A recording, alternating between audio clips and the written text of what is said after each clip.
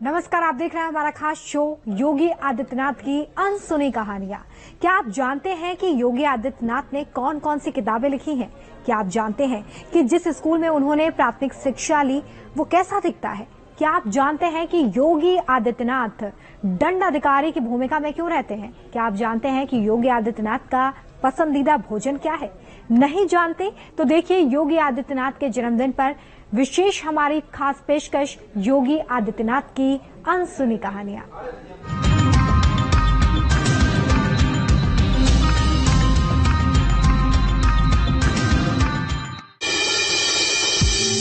योगी आदित्यनाथ 1992 में गोरखपुर आए थे और उसके बाद गोरखपुर के ही होकर रह गए।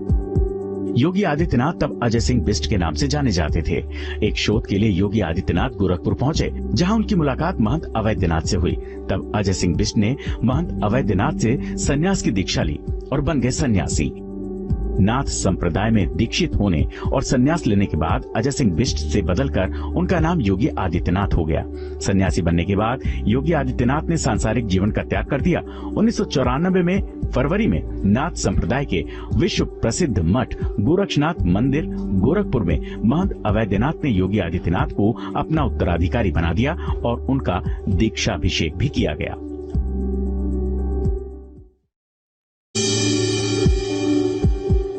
उन्नीस में कोटद्वार से गोरखपुर जाते वक्त घर परिवार के किसी भी सदस्य को ये नहीं पता था कि अजय सिंह बिष्ट आगे चलकर सन्यासी बन जाएंगे। हर कोई यही जानता था कि अजय सिंह गोरखपुर नौकरी करने या फिर शोध करने के लिए जा रहे हैं, लेकिन बाद में पता चला कि उन्होंने किशोरावस्था में सन्यास की दीक्षा ले ली। योगी आदित्यनाथ के सन्यासी बनने पर उनकी मां ने कहा था, ये बात सुनकर उनका कलेजा फट सा गया। 1993 में सन्यास के बाद योगी आदित्यनाथ अपने गांव पंचुर पहुंचे थे, लेकिन पैंट शर्ट में नहीं बल्कि सन्यासी के गेरुए भेष में। अपने घर के बाहर भिक्षा मांगी, मां ने भिक्षा भी दी, लेकिन संसार का त्याग कर चुके सन्यासी योगी आदित्यनाथ ने घर की दहलीज को नहीं लांघा था, न घर के अंदर गए, दरवाजे से ही लौट गए थे। पहली बार सांसद बनने के बाद योगी आदित्यनाथ का परिवार उनसे मिलने भी पहुंचा था।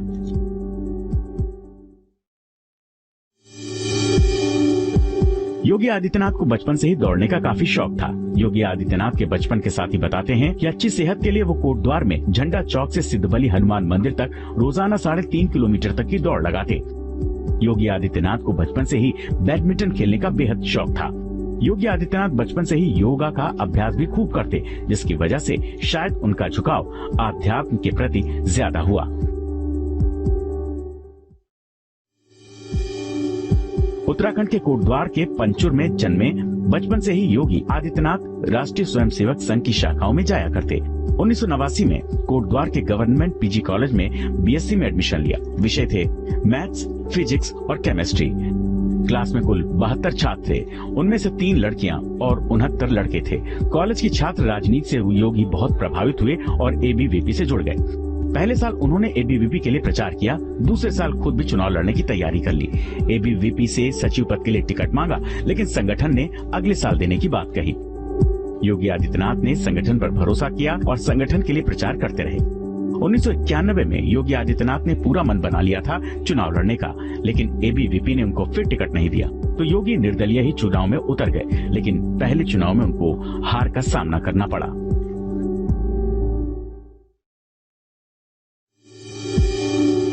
गोरखनाथ पीठ के तब के पीठाधीश्वर और योगी आदित्यनाथ के गुरु महंत अवैधनाथ से उनके मुलाकात के किस्से काफी मशहूर हैं।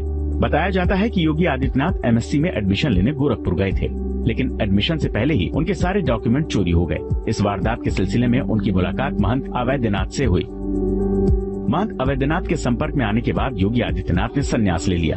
बताया ये भी जाता है कि योगी आदित्यनाथ के सन्यासी बनने के बाद एक बार उनकी मां गोरखपुर पीठ पहुंची और महंत अवैधनाथ से अपने बेटे को लौटाने की गुहार लगाई। इस पर महंत अवैधनाथ ने प्यार से समझाते हुए कहा, माई तेरे तो 4 बेटे हैं, एक हमें दे दे। तब से आज तक योगी आदित्यनाथ ने अपना गेरुआ वस्त्र नहीं त्यागा और यही उनकी पहचान बन गई।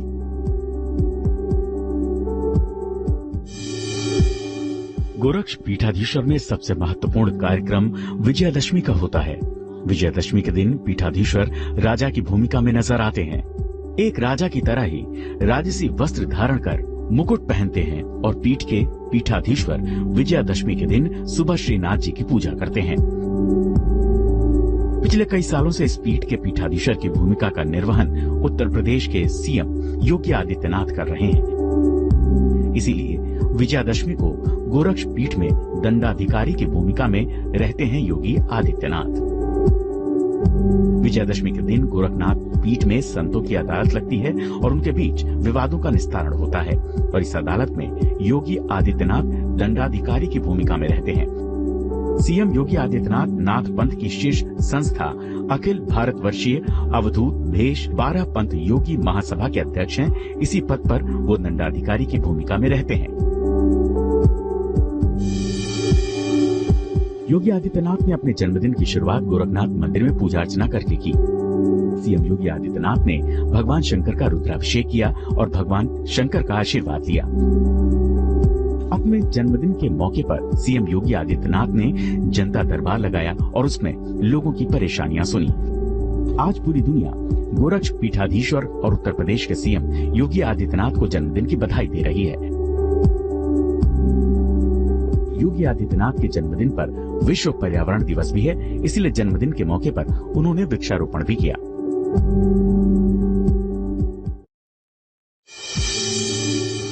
योगी आदित्यनाथ के जन्मदिन के मौके पर न्यूज नेशन का कैमरा पंचुर के उस प्राथमिक स्कूल भी पहुंचा, जहां यूपी के सीएम योगी आदित्यनाथ ने पहली शिक्षा हासिल की थी।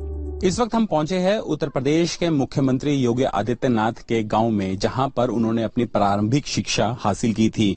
ये पीछे आप ये स्कूल देख सकते हैं, ये यमकेश्वर जो कि पौड़ी जिले में मौजूद है, उत्तराखंड के डागर गांव ग्राम सभा में ये स्कूल है और इस स्कूल में योगी आदित्यनाथ ने अपनी प्रारंभिक शिक्षा हासिल की थी और यहाँ पर अपनी शुरुआती जो शिक्षा होती है उसे हासिल करने के बाद वो यमकेश्वर के डिग्री कॉलेज और फिर उसके बाद वो कोटद्वार गए थे।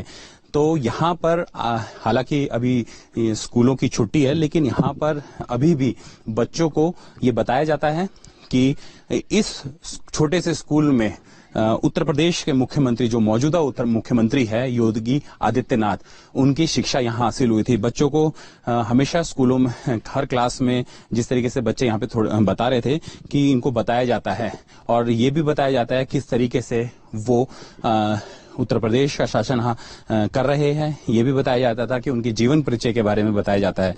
तो प्रेरणा बच्चों के लिए जरूरी है, क्योंकि एक ऐसा व्यक्ति जिसने संन्यास लेके अपना घर बार छोड़कर उत्तर प्रदेश में जाकर उत्तर प्रदेश की राजनीति में शामिल होकर और आज लगातार उत्तर प्रदेश का शासन उनके पास है, मुख्यमंत्री के तौर पे वो लगातार दूसरा कार्यकाल कर रहे हैं।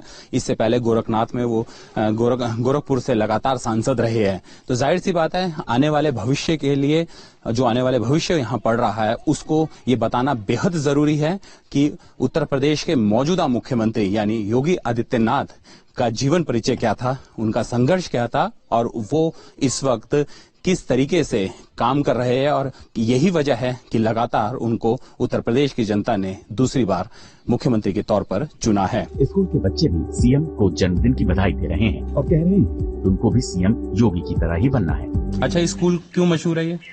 यहाँ पे योगी आदित्यनाथ पढ़े हैं। बताते हैं कि योगी आदित्यनाथ बच्चों को बहुत प्यार करते हैं, क्योंकि स्कूल में योगी नाथ जी पढ़े हैं और क्लास में बताते हैं कि योगी नाथ जी बच्चों से बहुत प्यार करते हैं। तो उनका स्वभाव बहुत अच्छा था जी, बहुत हंसते खेलते थे। दोनों भाई, जो यहाँ बड़ा भाई इनका मानेंद्र सिंह है, दोनों भाई खूब खेलते रहते थे, गायें चलाते थे, तो कुश्ती करते रहते थे, काम करने के जंगल में जहाँ लकड़ी लाना है, तो खूब सबके साथ मेल जोल उनका अच्छा था, बहुत ही अच्छा, बहुत ही बढ़िया। देवर लगते हैं नाते में ना, देवर लगते हैं और बहुत ही बढ़िया हंसी मजाक भी करते थे, पानी में जाते थे और पानी का बंटा खुद भर के रखते थे सिर में, बहुत ही बढ़िया है। अच्छा, पिछले 6 साल से उत्तर प्रदेश योगी आदित्यनाथ के दिशा निर्देश में ही विकास की राह पर चल रहा है। योगी आदित्यनाथ के सीएम बनने के बाद से ही उत्तर प्रदेश में कानून व्यवस्था चाक चौबंद हो गई है। गुंडे और माफियाओं के खिलाफ हर स्तर पर सीएम योगी ने उन्हें मिट्टी में मिलाने का ऐलान किया।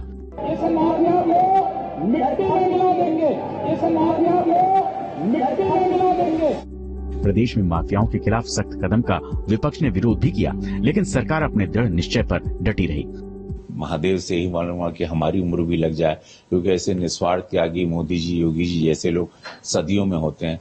ऐसे लोगों को हम लोगों की उम्र लगे ताकि देश की सेवा हो, माँ भारती की सेवा हो, माँ भारती की रक्षा हो और विकास हो, गरीबों का कल्याण हो, हर धर्म का, हर जात का कल्याण हो। विकास दुबे से लेकर अतीक के खिलाफ हुए एक्शन ये बता रहे हैं कि सीएम की अपराध के खिलाफ जीरो टॉलरेंस की नीति अपराध से निपटने की सही नीति है। 26 साल में पहली बार योगी आदित्यनाथ लोकसभा चुनाव जीतकर संसद पहुंचे और संस्कृत भाषा में उन्होंने सांसद पद की शपथ ली। भारतस्य संविधानं प्रति सत्यां श्रद्धां निष्ठां च धारयिष्ये यदहं भारतस्य संपूर्ण। गोरखपुर से सांसद रहे हों या फिर वो सीएम रहे हों, वो जनता दरबार लगाकर जनता की सेवा कर रहे हैं। उनकी सरलता और सहजता की वजह से ही लोग उनसे अपने आप को जुड़ा महसूस करते हैं। योगी आदित्यनाथ के रहने से जनता अपनी तकलीफों का निवारण गोरक्ष पीठ को ही मानती है, जहां आने पर उनको समाधान जरूर मिलता है। गोरक्ष पीठ 1932 में जब महंत दिग्विजयनाथ जी यहाँ पर गोरक्ष पीठाधीश्वर के रूप में कार्य कर रहे थे, तो उन्होंने 1932 में एक नाथ संप्रदाय के संचालन हेतु एक संस्था बनाई जिसका नाम है अखिल भारतीय अवधूत बेग बारापंथ योगी महासभा। तब से ही उसके बाद महंत अवैधनाथ जी इसके वो हुए सभापति नाथ संप्रदाय के। उसके बाद वर्तमान में हमारे गोरक्ष पीठाधीश्वर एवं उत्तर प्रदेश के कर्मयोगी मुख्यमंत्री हमारे पूज्य महाराज जी हैं। तो नाथ संप्रदाय की जब भी जो बेग बारापंथ की जब भी कोई मीटिंग होती है तो उसमें नाथ संप्रदाय की व्यवस्थाओं के बारे में, नए नियमों के बारे में और जो कोई योगियों की कोई गलती होती है उसको पनिशमेंट वगैरह देना है और आगे संचालन व्यवस्था के बारे में, तो उसके सभापति पूरे भारतवर्ष में या विश्व में कहीं भी नाथ परंपरा के मठ मंदिर है तो योगी जी के ही सभापति होने के नाते उन्हीं के माध्यम से संचालन उनका हो रहा है, उनके आदेश निर्देश से। सांसद रहते हुए भी उनके पीठ के कार्यालय में जनता दरबार लगा करता था, जो आज भी जारी है। ब्रजभूषण के खिलाफ